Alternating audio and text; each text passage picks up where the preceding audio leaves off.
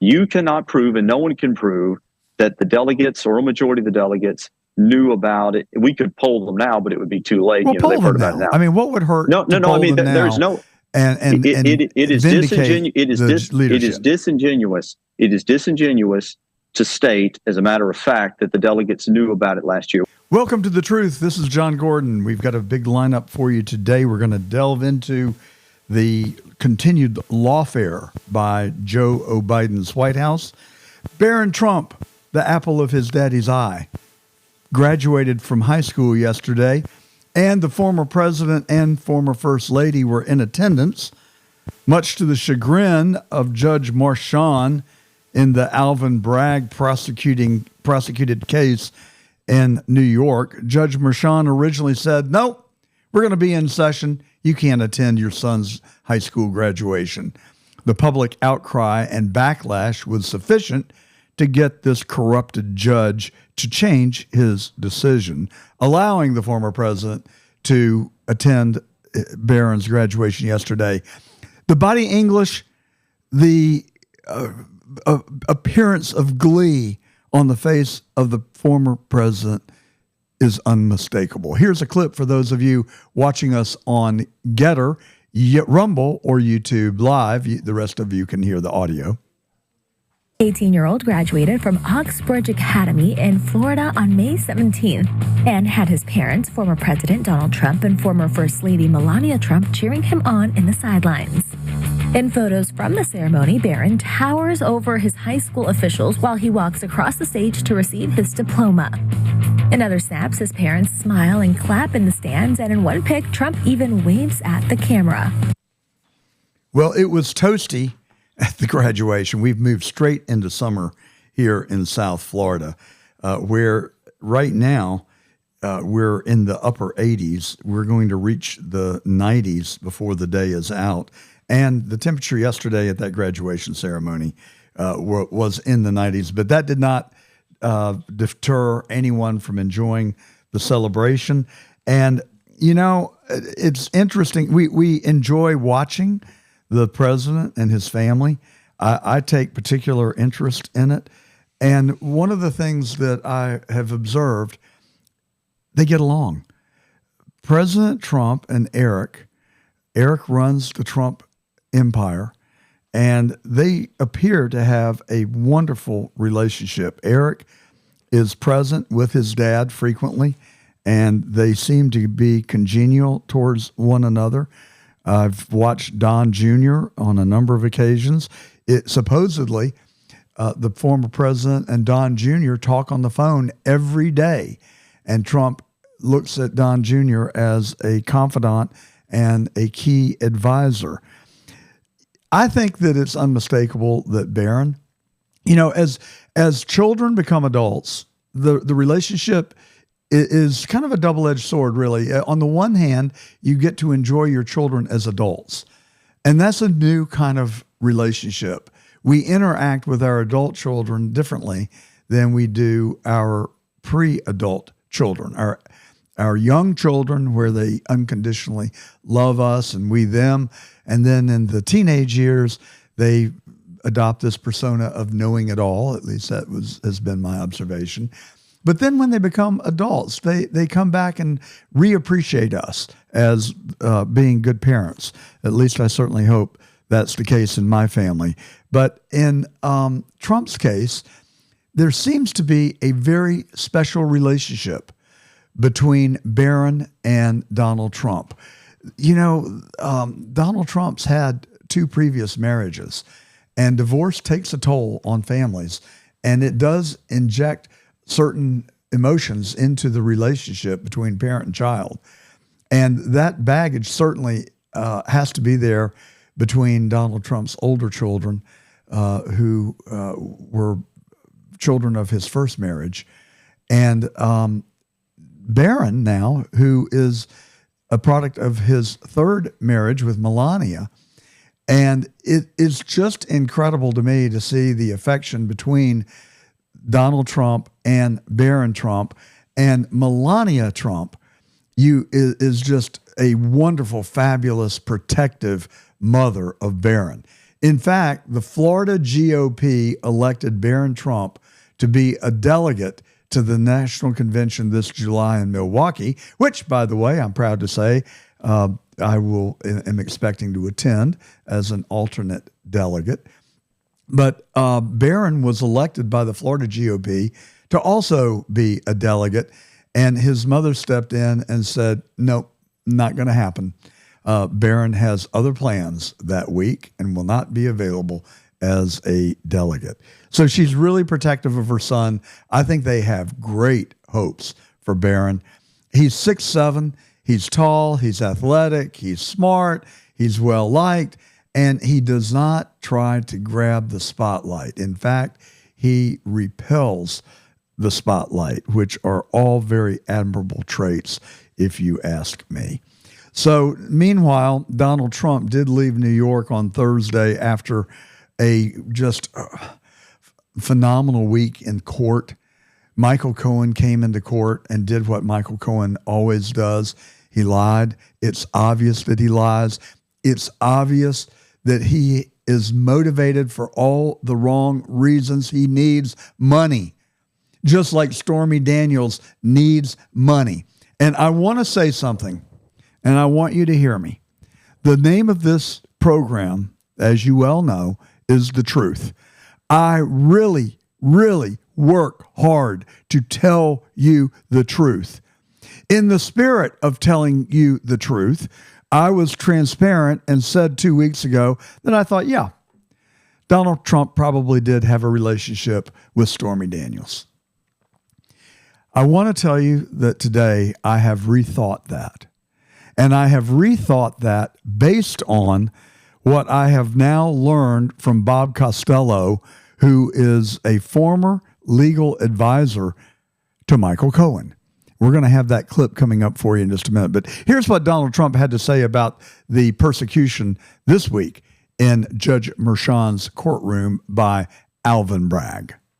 At least we're getting the word out, but it's very unfair. I'd like to be in these various states where I should be campaigning like anybody else. This is a Biden trial. This all comes out of the White House and the Department of Justice. This is all them. In fact, a lead person from the DOJ is running the trial.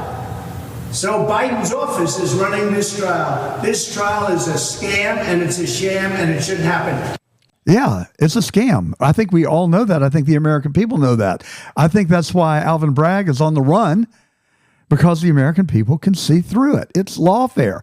They are trying to do anything they can to discredit Donald Trump in the eyes of the voters. And as we've talked about a lot now, the strategy is an utter failure. It has had a profound backlash. Trump has gone from being down 23 points in New York to cutting that lead, that margin by more than half.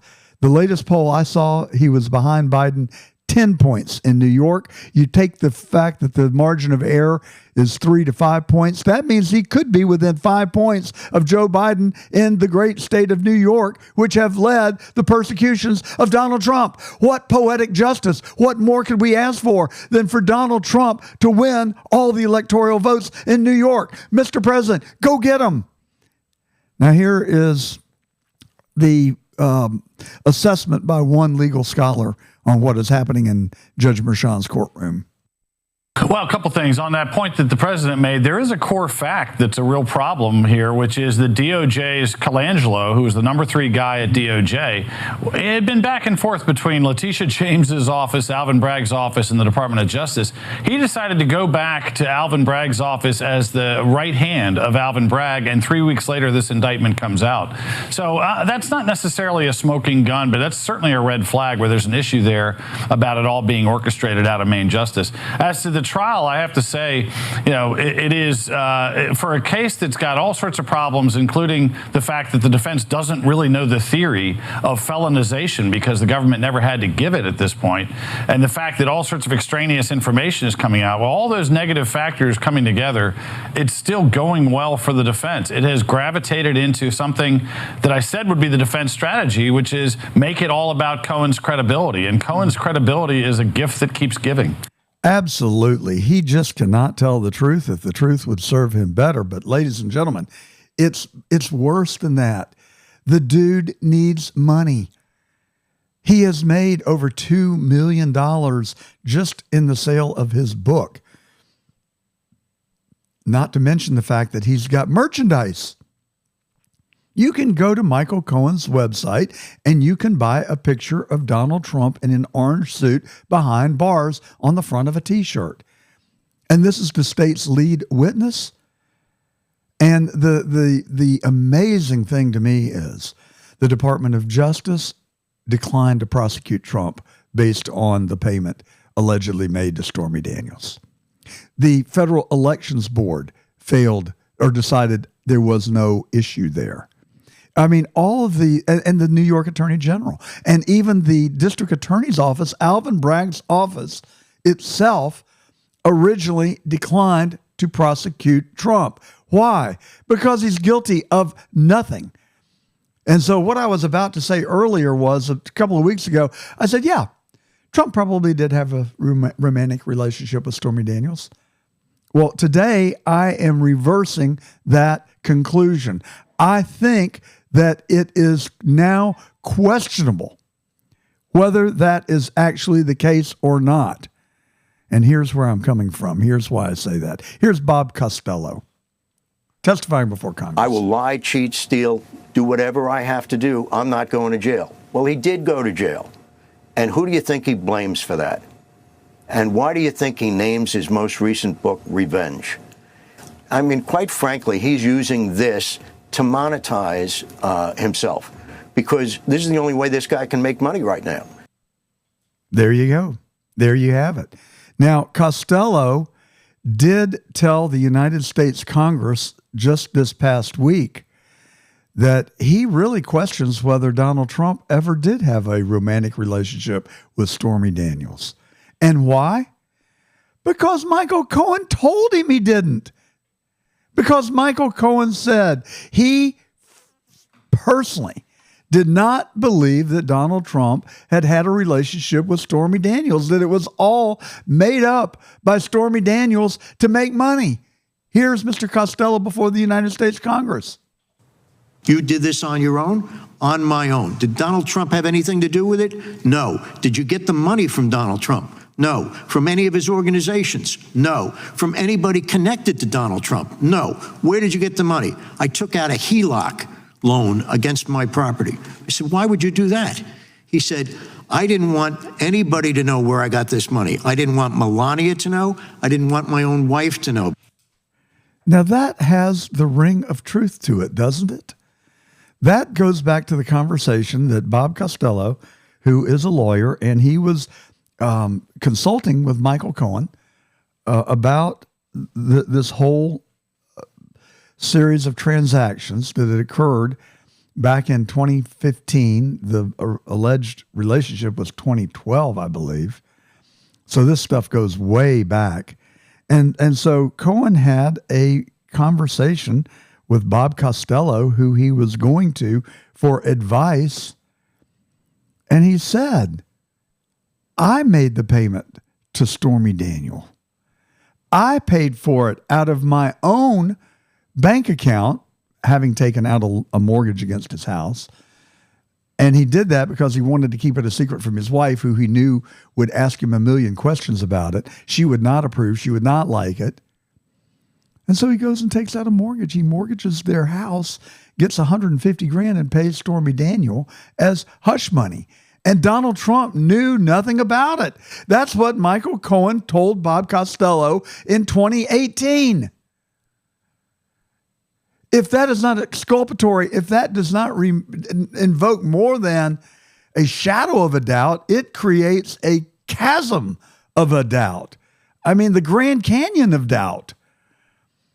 Because that's a statement against interest for Michael Cohen to have said that back in 2018 when he had nothing on the line, really, except he knew that he was over a barrel because people were starting to look at him, and he had been accused of perjury, and he was in a tight place. And so he went to Bob Costello for advice, and they couldn't make a deal. He never paid Bob Costello. He never retained Bob Costello. Hence, there was no attorney-client relationship. Hence, whatever Cohen told Costello, Costello is free to repeat. Now, whether he should or not is a different question. I don't really like it on the one hand, but on the other hand, it is truthful. It is the raw, unvarnished truth.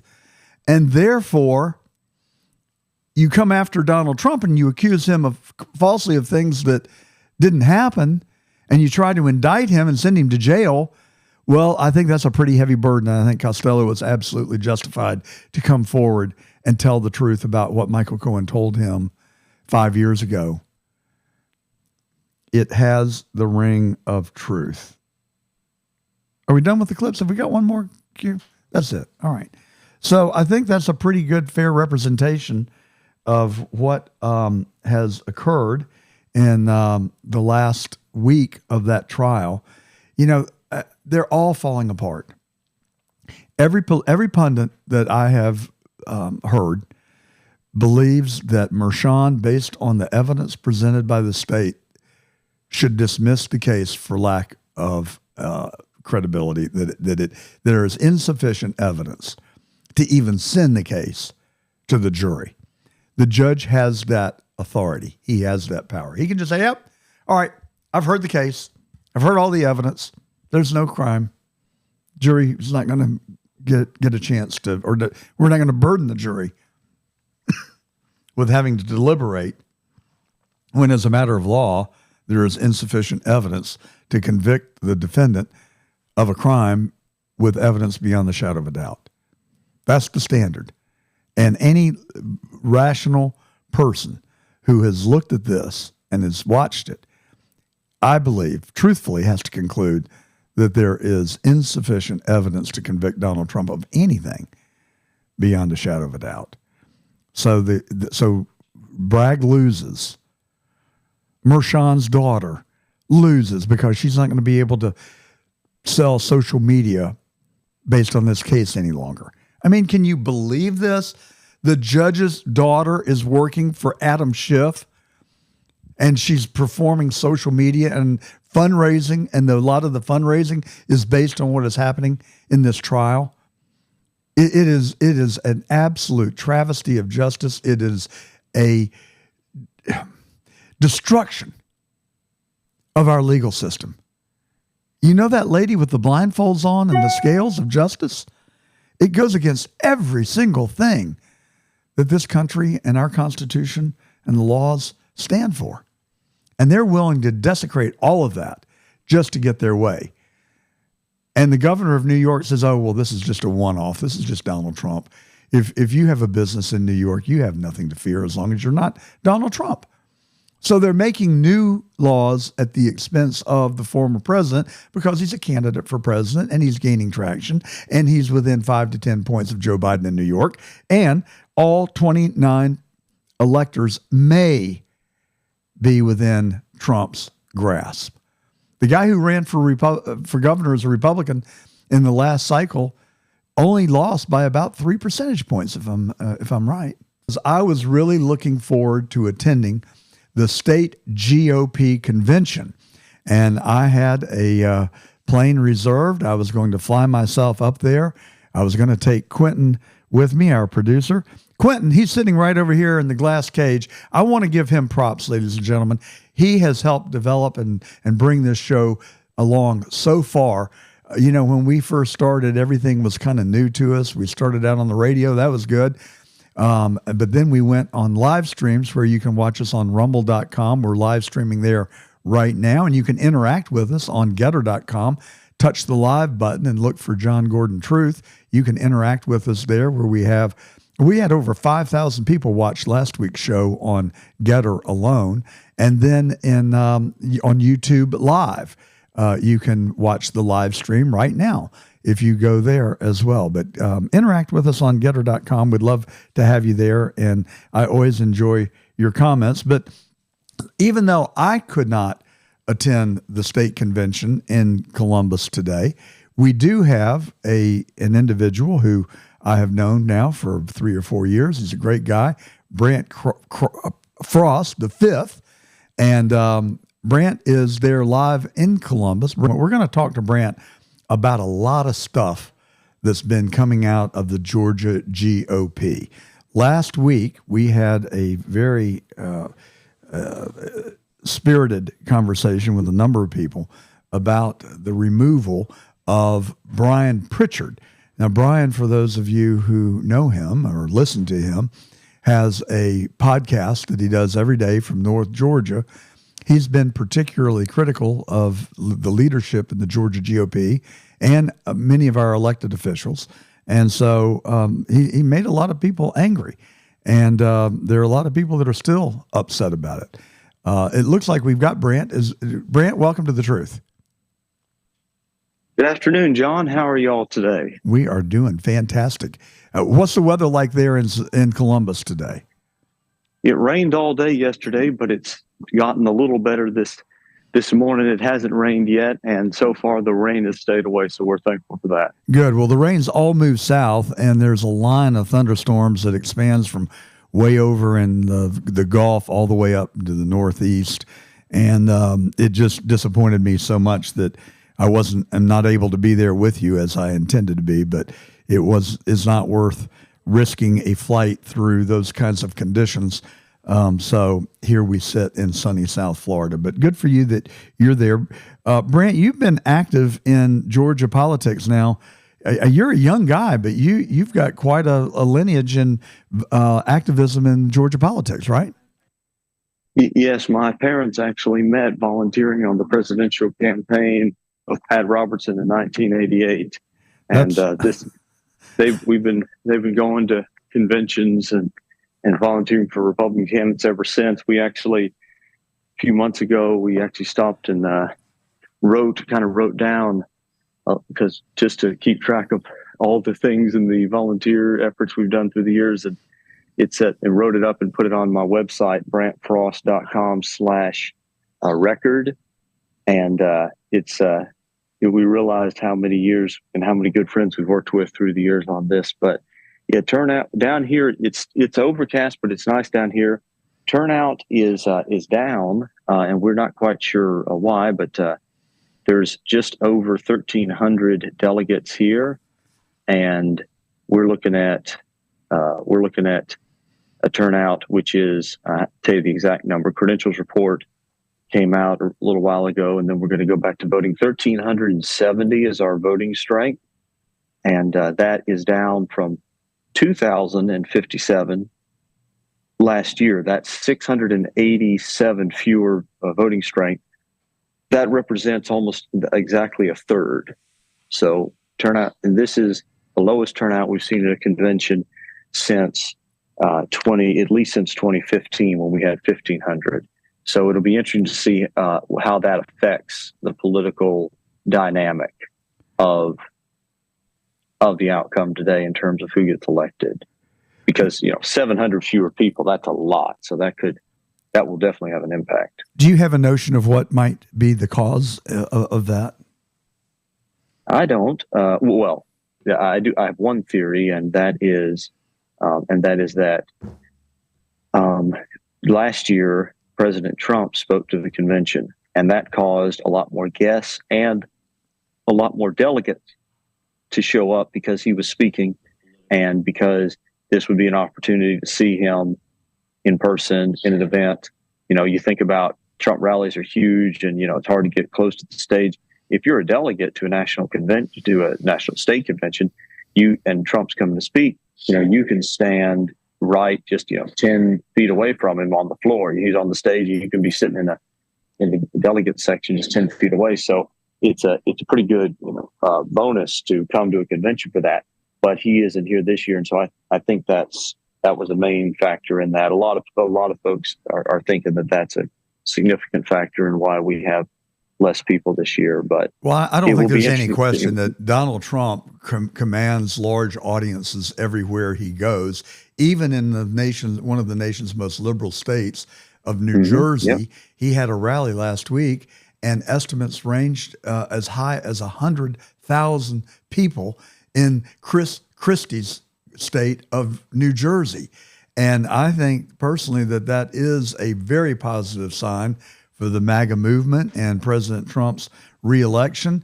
And I think that there's a chance, and I'd be interested to know what you think, that we could have a landslide election for Donald Trump this year, the likes of which we have not seen since Ronald Reagan carried, I think, 48 of 50 states in his second term reelection. Yeah, it's hard. It's hard to say because there's so many factors that go into this. Not the least of which is the fact that the Democrat Party, the Democrat Party has a much better. They're much better at the art of. We have the vote. We have voters, and they have a machine that can get out ballots to the polls. So we have to make sure to count that into our calculations. It is easy to say that, oh, we got a lot of people at our rally, so this is going to be big. But I think we have to remember that the Democrats have a machine, and our people have to get out and vote. Another factor you have to remember, John, is that the Republican Party is becoming more and more dependent to win on the votes of voters who are more likely to be cynical about the whole political process, and who think that no matter who you vote for, both parties are just terrible. And so it makes it harder for us. We can't count on them just to show up and vote like Republicans. So back when the Republicans were the party of the college educated and the upper middle class, they went out and voted without really being told to, because they were trained since childhood. It's a civic responsibility. Since now we're more the party of the working and lower middle classes, that means that these voters who are rightfully cynical about politics, they have to be persuaded. They have to be talked to. So the Democrats can go through their areas collecting ballots. We actually have to go out and get people to cast their ballots. So we should always assume that we're down by a point or two going into any election. If we ever start to get complacent, the Democrats will snatch it right out from under us. Well, like they did in 2020. I've never seen the likes of what I'm witnessing right now around the entire country, and even to some extent by both parties. This notion of lawfare is real, and I think that it is one of the most negative things that I've ever seen in our free society, where the legal system and our processes are being wholesale subverted for purely political purposes. And now, Brant, we cannot see you. Do you have your video muted? Because we'd love to have you on the live stream if you can turn your camera on. Of course. Yes, of course. There you are. Hey, Brant, nice to see you.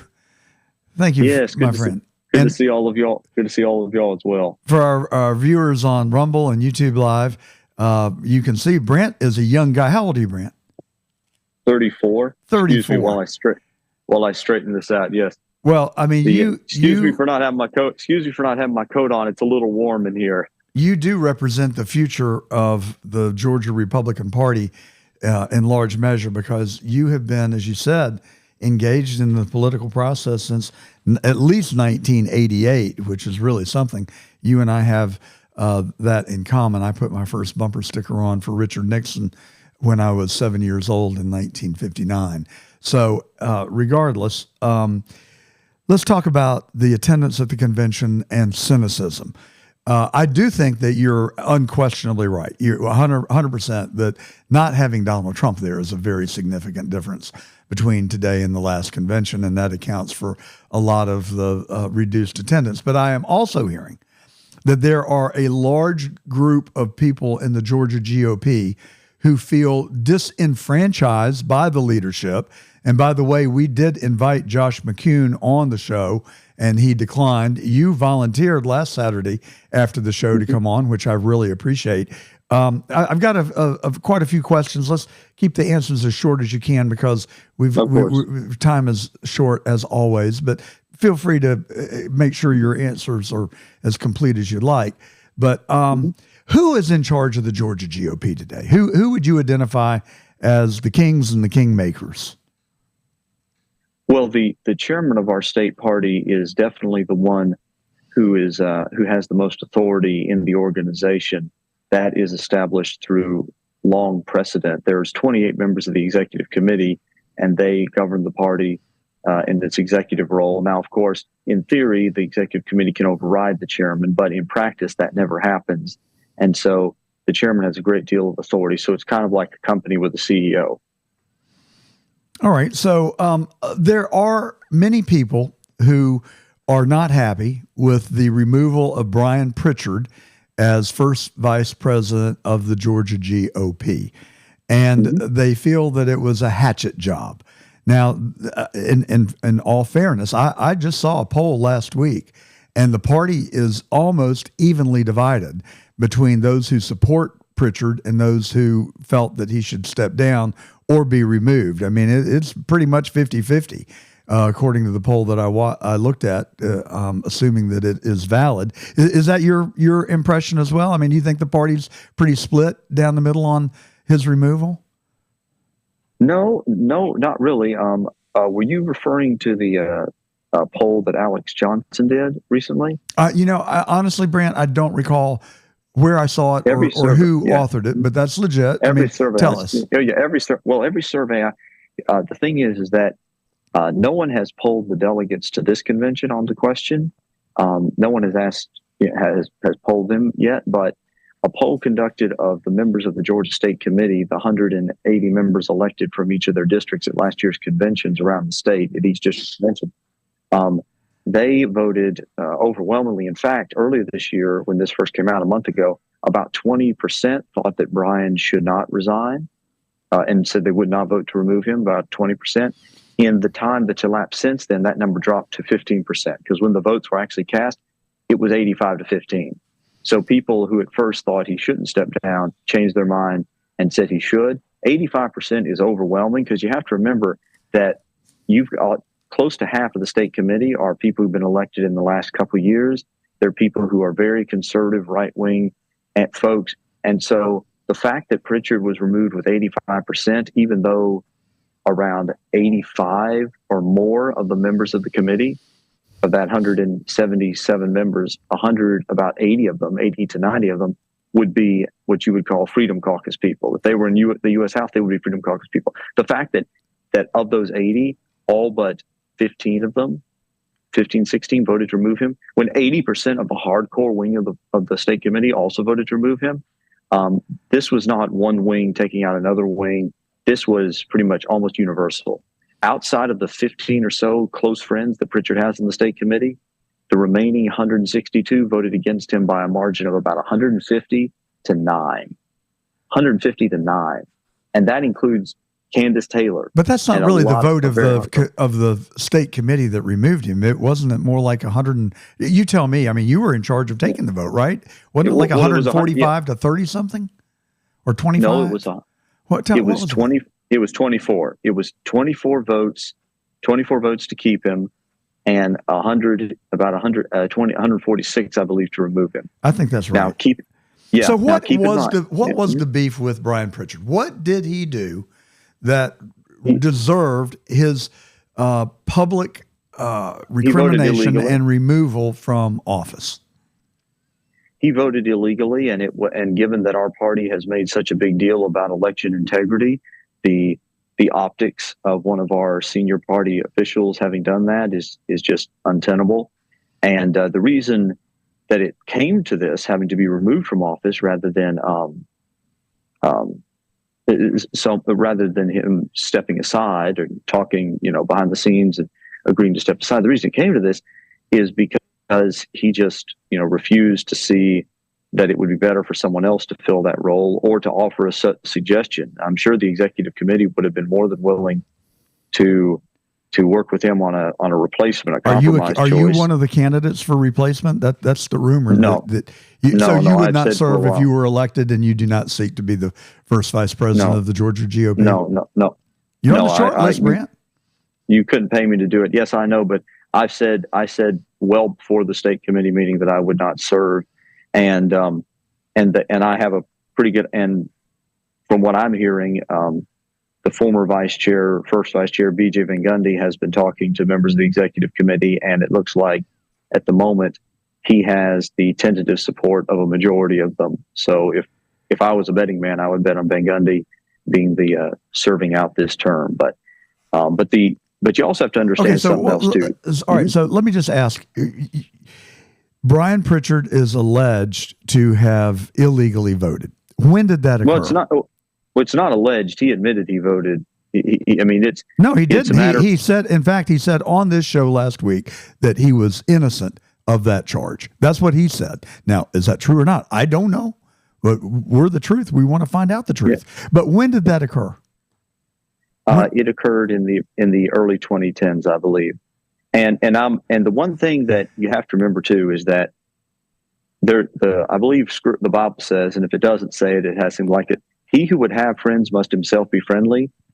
And if Brian had not gone about alienating his own friends on the state committee, he would not be in this position today. It takes 2/3 to remove somebody. Had he not, one by one, burned his bridges with his fellow election integrity supporters, with his fellow Trump supporters, one by one, alienating their relationships, he wouldn't have been removed from office. How did he do that? How did he alienate all these people? Through a number of ways, but the reality is when you can be, how do they say it? You can be a jerk and you can be rich. We all know someone in our lives who has a little more money than they need and is a jerk, and people have to take it because they're rich. But you can't be poor and a jerk. And in politics, you can be a jerk if you've got a lot of, power, like the Speaker of the House can be mean to an ordinary member. But if you're just an ordinary member, you can't be like that. Pritchard he was very bad at forming relationships. And we all warned him at the beginning. We said, you've got to understand, you act as an advisor to the chairman. You have almost no authority other than that of a generic member of the executive committee. Your impact is dependent on your relationship with the other members of the committee and your relationship with the chairman. Every vice chair since the beginning of time has known that. Well, frankly, Brant, I appreciate your transparency on it. I mean, really, we've spent 10 or 15 minutes talking about this now, and you're have basically, to what I'm hearing is that it's not the fact that he voted illegally 15 years ago, which he denies. Don't know, but really, you're pretty much saying that he alienated people. And therefore, he was justified in being removed. No.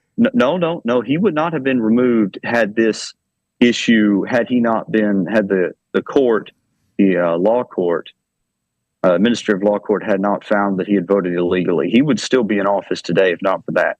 It is not because he was disliked that he was removed. It was because of the court's ruling. But you acknowledge that he made people mad and that did not help his cause. Yeah, no, it didn't. That's what I heard you say. And that's just but here's how we know that that's not why he was removed. David Cross is almost as unpopular on the state committee as Brian Pritchard, and no one is talking about removing Cross from office. They've not been able to find anything to pin on David Cross, because there was a rumor about a month ago that he was potentially going to be removed from his office.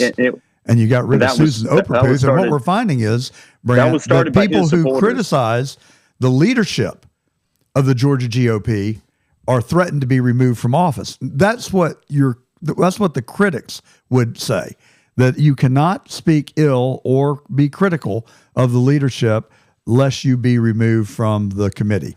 Do you think there's any truth in that sentiment? And do you think that might be the reason that attendance at the convention is also down? Because there are a large number of people, I've heard it, I'm sure you've heard it, I've read it, that believe that they feel disenfranchised.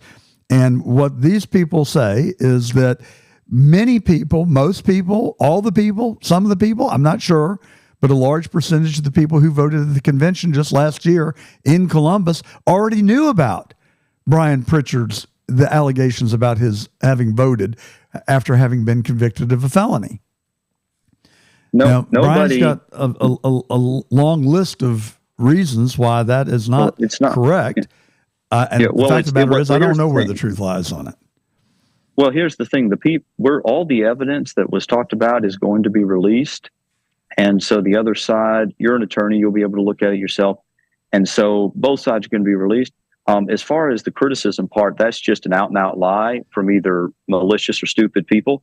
No, here's Brant, why. you just said it a minute ago. You said to quote the Bible, in order to be friends, you have to be friendly. And that was your Brant. Let me finish. No, John, you told me. Brant, well, excuse me, I was not giving my interrupted answer. Let's be real. You said, you quoted the Bible, and you said that in order to be friends, you have to be friendly. And you then launched into an explanation of how Brian had alienated many of his friends on the state committee, and that led in part to his downfall. And then you talk about David Cross and then Susan Operputh. And the thing that they all have in common is that they're very vocal and critical of the leadership. Alex Johnson was vocal and critical of the leadership in the Watson administration, in the Padgett administration, and no one tried to remove him from office. I was vocal and critical of the leadership of John Padgett and John Watson when they were chairman. No one ever tried to remove me from office. I could go down a list of people you know very well, Captain Bernard and many others, who were critical of their administration and was not removed from the state committee. Well, there's also a difference. Josh McCoon was not chairman then. Maybe those people looked at criticism and open debate differently than this chairman. I mean, there's an argument to be made there, at least.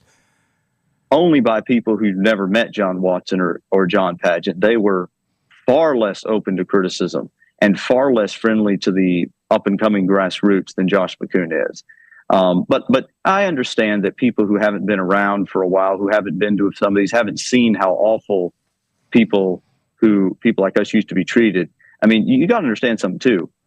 Half of the people in a lot of Republican leadership positions, I'm not going to say who, half of them used to be among the most nasty toward people who support the America First agenda, to people who were Tea Partiers, to people who were supporters of Donald Trump.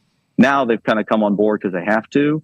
But there's a lot of people now who pretend to be friendly, who aren't.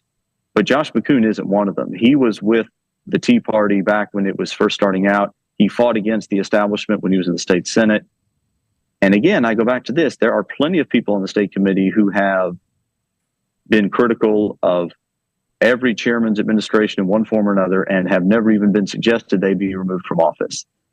The difference is that when it's a combination of factors. Number one, if you have alienated the trust and confidence of your fellow members to the extent that they're not willing to speak up for you, and when you have done something which is embarrassing to the party and broke the law. I mean, as it stands now, the facts of the case were found in court to have been correct. Obviously, every man in prison says he was innocent. What about the principle of innocent until proven guilty? And I don't know where this administrative law judge came from. I mean, it's bizarre to me that there's an administrative law hearing that just seemingly came out of the blue from nowhere. It's not a court proceeding. The rules of criminal laws do not apply in that setting. And so that in itself raises a lot of questions in my mind, and just for lack of a better word, just appeared to be bizarre to me. Well, when the administrative law courts almost never get overturned in the Superior Court, so 90% certainty here's what's going to happen. But somebody had to make a referral to that administrative law. Well, every court he appeals referred to, it to them? I don't know. But every court he appeals to, 90% chance, here's what's going to happen. Every court he appeals to is going to find against him. He's going to maintain his innocence. People who believe in him are going to say he's innocent, regardless of what the evidence shows or what the courts find. And that's, and that he's never, one thing's for sure, and this was one of the things that kind of clinched it against him. There were some people who were on the fence in that committee meeting, but then one committee member got up and said, the one thing I've not heard from Brian this whole process is, I'm sorry. I'm sorry I brought this on y'all. I'm sorry for what y'all had to go through. Not once did he ever express any contriteness, even if he was innocent, over just what everyone's had to go through this process. Well, and I will give you the party. Also, I have spent a fair amount of time trying to peel the onion back on this, and part of the look that I engaged in was to ask people who I know, who I respect, about our chairman. And I can tell you that I talked to 2 or 3 people who served with McCune in the state Senate who said that he was one of the most loyal, determined, patriotic conservatives in the Senate, and that they were in the foxhole with him on a number of conservative issues, and that he was always in the right place. So I will give you that. And I will also give you the fact that a lot of this, Brant, feels very petty to me. It very much feels like partisan politics, internal bickering, which I personally think is divisive. The 2 things I keep coming back to in my own mind, and I'm just being honest with you, and I'm certainly not trying to be contentious or argue with my friend, but as I said a moment ago, Pritchard was elected with the full knowledge of some, I think, delegates to last year's convention who voted him in with full knowledge of the allegations against him.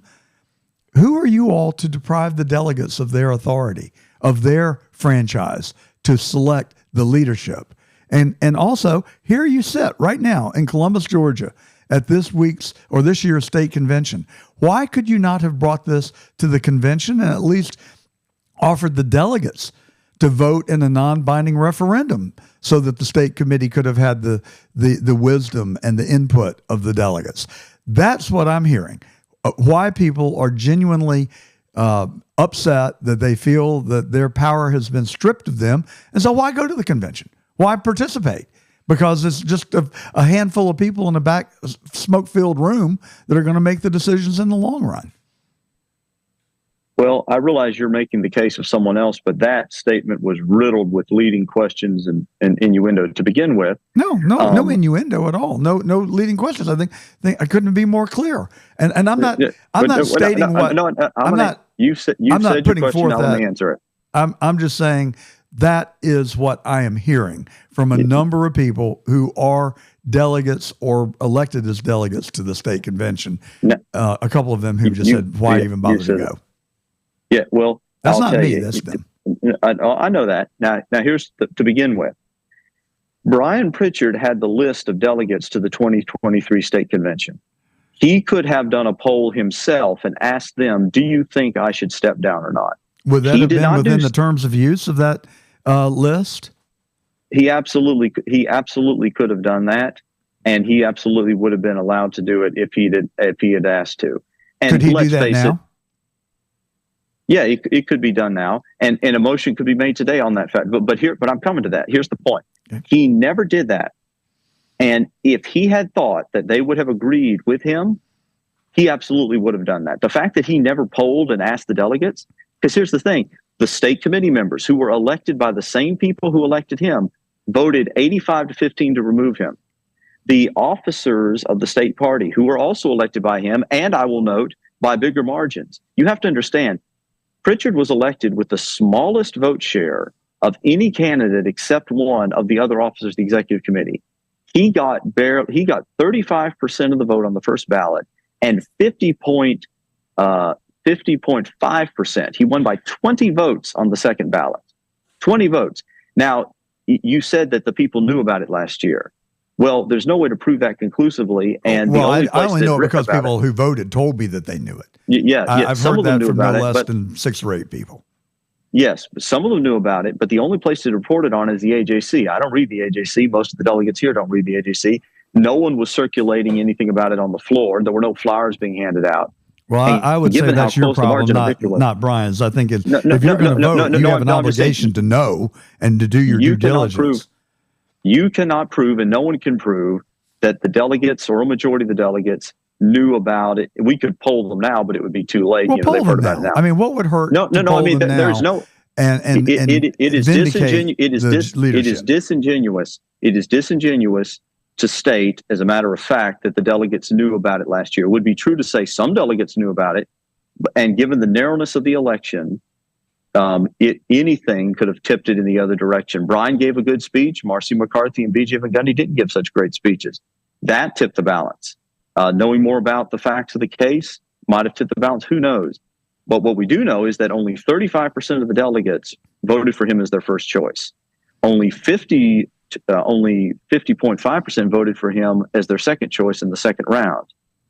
Every poll that has been done, including Debbie Dooley's poll, and she didn't sample the delegates, she just sampled her email list, and her email list is much more likely to be friendly to Pritchard than your typical Republican, delegate list. And even they said by a 2-to-1 margin, he should step down. So Brian has not been able to produce a single survey of Republican delegates, of Republican committee members, of activists. He's not been able to produce any kind of, auditable survey that shows they think he should stay. Well, now, I will tell you, Brant, and I'd like to see a vote. I'd like to see it voted on today. I would very much like to see I would too. Why don't you go right now to the floor and make a motion that the delegates vote on to ratify, to validate what the state committee did. I think that would, in my mind, that would certainly appease me. Not that you need to be worried about me. I'm just a guy with a microphone in South Florida. I hope it'll be ruled.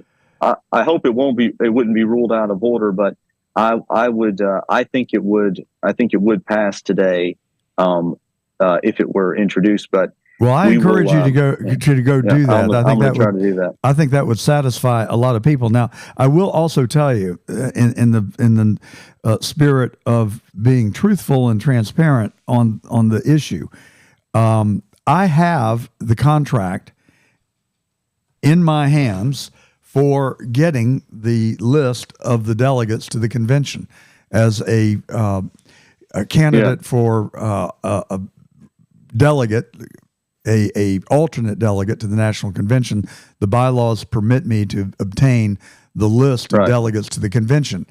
According to what you've said, I could conduct the poll, but I will tell you that I would not, because I read the terms of use of that list. I would be afraid that I could be fined $25,000 because the terms of the use are so restrictive, and one of the provisions is that you cannot, in any way, I'm not sure of the exact language, but basically you can't criticize the GOP or its leadership, or else they can determine that as an improper use of the list. And so I would be very reluctant to author that poll for fear of reprisal. Well, you don't. Well, Brian could use that, but he would need to have done it. But he would need to use the 2023 list, and he would need to have, checked and gotten permission from the rest of the executive committee. Gotten a waiver to do that. Now, we got to really motor here, Brant. Have you read the Hank Sullivan's Substack on the process? He thinks that the whole process violated the bylaws of Georgia GOP Inc. and that therefore the removal is not valid. What do you think? He's wrong. Hank's an old friend, but he lied and slandered the Fraternal Order of Eagles that was the event center. They are probably going to sue him. So if I were Hank Sullivan, I'd be a lot more worried about having to defend myself against a libel suit. Well, what about truth as the ultimate defense? I mean, what did he say that was libelous? Well, they're going to probably send him a letter, and the process is going to start. But yeah, but you said that he libeled him. How did he libel him? What did he say that was untruthful? He led people to believe that they were having parties at that event where child sex trafficking was being parodied, and that was not the case at all. I never read anything that Hank said that inferred that there was child sex trafficking. I think I've read all of his Substacks. Brant, I don't think that is remotely true. He did show. What he did. That's right. Go ahead. You say it. He had a picture with the faces blurred out that looked like there were children in a cage. It was a toy. It was a Halloween party for kids, one of those haunted houses. And they had the little pretend jail, a little fake jail, a little wood crate, and the kids were smiling. And so this is from one of those open houses they do for Halloween. Were they real kids, or were they dolls? No, these were kids, real kids going through with their parents. Well, that's not. I mean, so he showed the pictures. You think that's libelous? It actually happened, right? No, the way they did it. There were children in cages at that Halloween party. I saw them. I thought they looked creepy. I'll just say that's not libelous. That's just fact. Hank is probably going to get sued. He's going to deserve it. He was my friend once. But the scripture says, he who, when someone does something like this, you go to them privately, and if they do not repent, you treat them as you would a pagan or a tax collector. That's Hank Sullivan in my book until he issues a retraction for the way he led people to believe something's terrible at an organization which in its incorporation says it believes in God and says you can't be a communist if you're going to join. I mean, this is, these were middle-class people who founded this organization to have an affordable, fraternal organization they could be a member of, and to just slander this organization to try to, by saying you're holding the event here and therefore, and this event, they hold events and somehow that make you guilty about it. So it's just vile stuff. Brant, I hope we're still friends. I enjoy your company, and I thank you for your service to our country and our party. And thank you for coming on today's Truth. I wish we had more time. Come back, and you're welcome anytime. This is The Truth. I'm John Gordon. We've told you the truth today. I hope you have a wonderful weekend. Join us next Saturday.